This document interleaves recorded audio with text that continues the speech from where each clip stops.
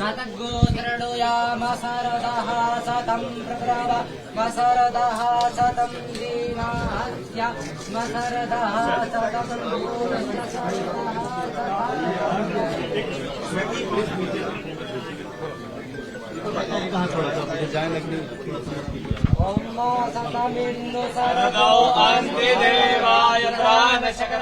चिराग पासवान पहुंचे हैं अपने मंत्रालय में अपना चार्ज ग्रहण करने के लिए केंद्रीय मंत्री के तौर पर, और फिलहाल फूड प्रोसेसिंग मिनिस्टर के तौर पर ये जिम्मेदारी संभाल रहे हैं चिराग पासवान जिनको ये जिम्मेदारी मिली है, और अपने पूरे परिवार के साथ यहाँ पर पहुंचे। इस सबके बीच में पूजा अर्चना भी होती हुई नजर आ रही है। जो चिराग पहुंचे अपने पूरे परिवार के साथ में, उनकी माँ उनके साथ में दिख रही हैं। पूरा परिवार थोड़ा सा भावुक भी जरूर है, क्योंकि इससे पहले जब इस तरीके की तस्वीरें होती थी तो रामविलास पासवान जिम्मेदारी स्वीकार करते हुए नजर आते थे मंत्री पद की, लेकिन ये वो पहला मौका जब चिराग पासवान अपने पूरे परिवार के साथ में, और जो यहाँ पर जब चिराग पहुंचे हैं तो उसी के साथ ही में जो पुजारी हैं, जो पंडित हैं, वो पहुंचे हुए थे और मंत्रोच्चारण के साथ में ये जिम्मेदारी संभालते हुए दिख रहे हैं चिराग पासवान, जिनको मिला है फूड प्रोसेसिंग यानी खाद्य प्रसंस्करण मंत्रालय। इधर आओ। हाँ। चिराग पासवान ने संभाल ली है मंत्री पद की जिम्मेदारी, और चिराग का पूरा परिवार यहाँ पर है। मैम, आपके लिए भी एक बहुत भावुक भाई साहब, आप लाइव में मत अभी लाइए, पूरा परिवार हम लोग अभी नहीं मैम। इससे पहले आप जो है रामविलास जी के साथ में भी हमेशा नजर आया। हमेशा मैं उनके साथ ही आया। आज मैं अपने बेटे चिराग भाई, बहुत बहुत शुभकामनाएं। अब प्राथमिकताएं क्या रहेंगी? प्राथमिकताएं जो प्रधानमंत्री नरेंद्र मोदी जी और एनडीए की सरकार की रही है, गरीब कल्याण की योजनाओं को धरातल पर उतारना। अभी समय लगेगा थोड़ा मंत्रालय को समझने में, स्टडी करने में, बट हाँ, प्राथमिकता रहेगी कि इस विभाग के माध्यम से जनता तक गरीब कल्याण की योजनाओं को पहुंचाया जा सके। विपक्ष अपने आप को तसल्ली देता है ये सारी बातें कहकर, हकीकत है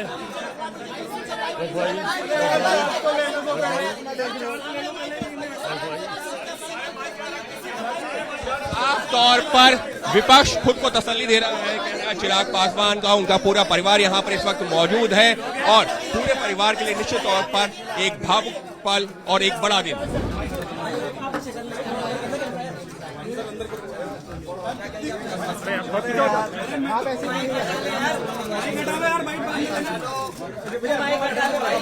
चिराग पासवान यहाँ पर अपने पद ऑर्डर पर सिग्नेचर करते हुए नजर आ रहे थे, और क्या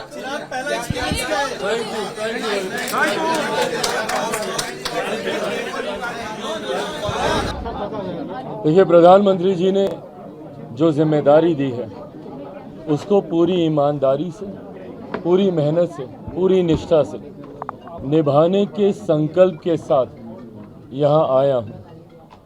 फूड प्रोसेसिंग की एक बड़ी जिम्मेदारी है, और मैं मानता हूँ कि आने वाला समय फूड प्रोसेसिंग का ही है। ये एक ऐसा विभाग है, ये एक ऐसा क्षेत्र है जिसको अभी पूरी तरीके से बनिस्बत बाकी देशों के एक्सप्लोर नहीं किया गया है।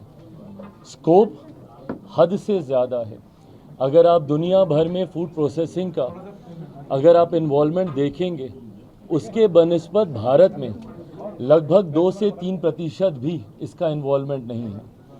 आने वाले समय में जहां इसमें स्कोप बहुत ज़्यादा है, वहीं ये एक ऐसा विभाग है जो सीधा किसानों को मदद पहुंचाने का काम करेगा, जो किसानों की आय को बढ़ाने का काम करेगा, जिस लक्ष्य के साथ हमारी केंद्र की सरकार आगे बढ़ने का प्रयास कर रही है। कृषि प्रधान देश है हमारा, और ऐसे में मेरा खुद का विजन, जिसमें मैंने हमेशा इस बात का जिक्र किया है कि ज़्यादा से ज़्यादा प्रोसेसिंग यूनिट्स होने चाहिए ताकि किसानों को उनके उत्पादन का उचित दाम मिल सके, उनके आय में वृद्धि हो सके। ऐसे में मैं मानता हूं कि इस विभाग की आने वाले दिनों में एक अहम भूमिका होगी। कल प्रधानमंत्री जी से भी अनौपचारिक मुलाकात में जब बातचीत हो रही थी, उनके द्वारा भी यही मार्गदर्शन मुझे दिया गया कि इस विभाग को आने वाले दिनों में हम लोगों को नई ऊंचाइयों तक लेकर जाना है। आप विदेशों में देखेंगे जिस तरीके से दूसरे देशों में प्रोसेसिंग यूनिट्स के माध्यम से ही अधिकांश कार्य हो रहे हैं, ऐसे में हम लोग प्रोसेसिंग में अभी भी उस हद तक आगे नहीं बढ़ पाए। तो इस उम्मीद के साथ मेरे नेता, मेरे पिता आदरणीय रामविलास पासवान जी से सीखते हुए जिस जिस विभाग की जिम्मेदारी उन्होंने ली, उस विभाग को उन्होंने ऊंचाइयों तक लेकर जाने का काम किया। और ऊंचाइयां इसलिए नहीं, ऊंचाइयां इसलिए क्योंकि उसको सीधा जनता के साथ जोड़कर उन्होंने गरीब कल्याण की योजनाओं में एक अपना अहम योगदान देने का काम किया। उन्हीं से सीखते हुए, उन्हीं की सोच को आगे बढ़ाते हुए और प्रधानमंत्री जी के संकल्प को, विकसित देश के संकल्प को पूरा करने में इस विभाग की एक अहम भूमिका मैं देखता हूं। सोच के साथ हम लोग आगे अगले बढ़ा। 100 दिन का रोड मैप क्या है आपके मंत्रालय का? क्योंकि प्रधानमंत्री जी बार बार 100 दिन के रोड मैप की बात कर रहे हैं। मुझे कम से कम 100 घंटा दे दें, पहले विभाग को समझ लूँ, जान लूँ। बहुत जल्दबाजी होगी अभी कुछ भी कहना। इसके तुरंत बाद हम लोगों ने ब्रीफिंग मीटिंग रखी है, एक बार स्टडी कर लें, हम लोग पूरी तरीके से समझ लें। 100 दिन का रोड मैप आप लोग के सामने विस्तृत तौर से रखें। One thing, earlier to that, India Alliance was saying that they were calling NDA leaders to make them prime minister. Now they are saying that it's a Junjuna Vibhag which the alliance partners are getting. Bihar के लोगों को खास तौर से कुछ मिला I mean, नहीं, Bihar ऐसा has कहा got जा रहा है। 8 ministries, but still they are taunting them. Well, I have said this repeatedly, that it's not about the ministry, it's about the minister. It's never about a government, it's about the person who's leading it. It's never about an alliance, it's about the person who's leading it. It's always about the Netritva Karta, the person who's leading the thing. I have given example of my father. जो जिम्मेदारी जिस जिस विभाग की उनको दी गई, जिस तरीके से उन्होंने उस विभाग में कार्य करके उस विभाग की पहचान बनाने का काम किया, मुझे लगता है हम जितने भी सहयोगी हैं, जो जिम्मेदारी हम लोगों को दी गई है, महत्वपूर्ण विभागों की जिम्मेदारी है।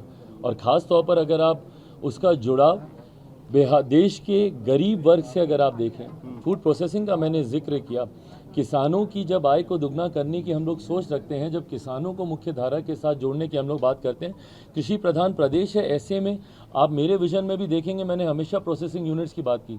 मैंने हाजीपुर से मैं प्रतिनिधित्व करता हूं, मैंने हमेशा कहा हाजीपुर का केला है वो डाउन साउथ जाकर केले के चिप्स बनते हैं, बट वहाँ पे ऐसे यूनिट्स नहीं हैं। अगर ये यूनिट्स वहाँ पर लग जाएं, जिस प्रदेश से मैं आता हूँ मखाना आज की तारीख में देश में नहीं दुनिया में उसकी मांग है, ऐसे में अगर उसके प्रोसेसिंग यूनिट्स वहीं पर लग जाएं जहाँ पे किसान उसका उत्पादन करते हैं तो उनके हाथ में ज़्यादा दाम आएगा। जितने भी सहयोगी हैं, जिस जिस मंत्रालय की जिम्मेदारी दी गई है, पूर्व मुख्यमंत्री आदरणीय जीतन राम मांझी जी को जिस तरीके से MSME की जिम्मेदारी दी गई है, ये कहीं ना कहीं देश की रीढ़ है। ये एक ऐसा सेक्टर है जिसको मजबूती है। कोरोना काल में भी अगर आप देखेंगे सबसे ज़्यादा बल अगर प्रधानमंत्री जी ने किसी को दिया था तो वो MSME सेक्टर को दिया गया था, पंचायती राज है। तो मुझे लगता है जितने भी सहयोगियों को जो जिम्मेदारी दी गई है वो समाज के उस वर्ग को दी गई है जिसकी हैंड होल्डिंग करने की जरूरत है। Why these kind of statements? That's what my question is. Why? Because they want to downsize, they want to show that the importance not being given, the prime minister is not taking care of their allies. This is what they wish.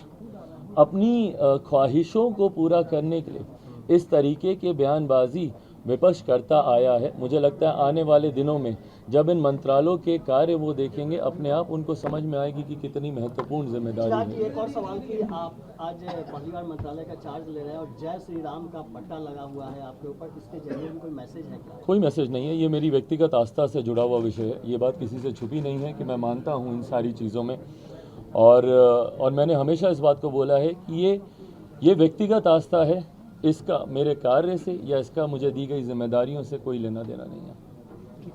चिराग जी, झुंझुनू वाले बयान पे एक बता दीजिए, झुंझुनू कहा है मंत्रालय को?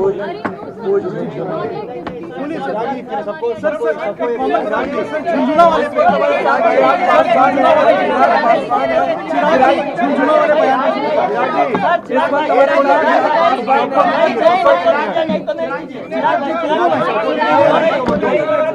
आप साथ में रख दीजिए, आप साथ में रख दीजिए, साथ में रख जैसा मैंने कहा कि जो लोग ये कहते हैं शायद वो लोग नेतृत्व क्षमता नहीं रखते। मैंने हमेशा इस बात को कहा है कि कोई मंत्रालय की वजह से नहीं, उसको संभाल कौन रहा है, वो मंत्री कौन है, कैसा है, उनका सोच, उनकी विजन। कोई सरकार भी चलती है, कोई देश भी चलता है तो नेतृत्वकर्ता की एक बड़ी जिम्मेदारी होती है। जो लोग ये बातें करते हैं वो कहीं ना कहीं अपने दिल को तसल्ली देने की सोच रखते हैं। ऐसे में एनडीए गठबंधन के तमाम सहयोगियों को जो भी जिम्मेदारी दी गई है, मुझे लगता है उसको पूरी ईमानदारी से निभाकर अपने विभाग की उपलब्धियां जब जनता के सामने हम लोगों के द्वारा रखी जाएंगी तो जो इस उम्मीद के साथ तंज कसने का प्रयास कर रहे हैं उनको अपने आप जवाब मिलेगा। सर, जीतन राम मांझी को लेकर भी विपक्ष कह रहा है कि राम को काल्पनिक कहते थे और अब अलायंस में लाकर उनको कैबिनेट मिनिस्ट्री दी गई है। जैसा मैंने कहा कि ये सहयोगियों के समावेश की सोच के साथ आगे बढ़ने का प्रयास मेरे प्रधानमंत्री जी के द्वारा किया गया है। विपक्ष अपने दिल को खुश रखने के लिए तमाम बातें कर तसल्ली अपने आप को दे सकता है, बट हाँ, प्रधानमंत्री जी के द्वारा जो जिम्मेदारी दी गई है और ये जिम्मेदारियां दल के आधार पर नहीं होती, व्यक्ति के आधार पर होती हैं। कौन सा व्यक्ति कितना अनुभवी है, किसके पास किस मंत्रालय को आगे लेकर जाने की सोच है, इस उद्देश्य के साथ ये जिम्मेदारियां दी जाती हैं। मेरे पूर्व मुख्यमंत्री के पास एक अपना अनुभव है और जैसा मैंने कहा कि एक बड़े विभाग की जिम्मेदारी भी उनको दी गई है। विपक्ष ये आरोप प्रत्यारोप करता रहे, हम लोग सिर्फ काम पर अपना ध्यान केंद्रित करेंगे। ना सिर्फ अगले 100 दिनों की जिम्मेदारी हम लोग के ऊपर है, 5 साल की जिम्मेदारी हम लोग के ऊपर है, बल्कि 2047 तक विकसित देश बनाने को लेकर भी हम लोग उस लक्ष्य के साथ आगे बढ़ रहे हैं। बहुत बहुत धन्यवाद। Thank you, thank you, thank you, thank you, thank you,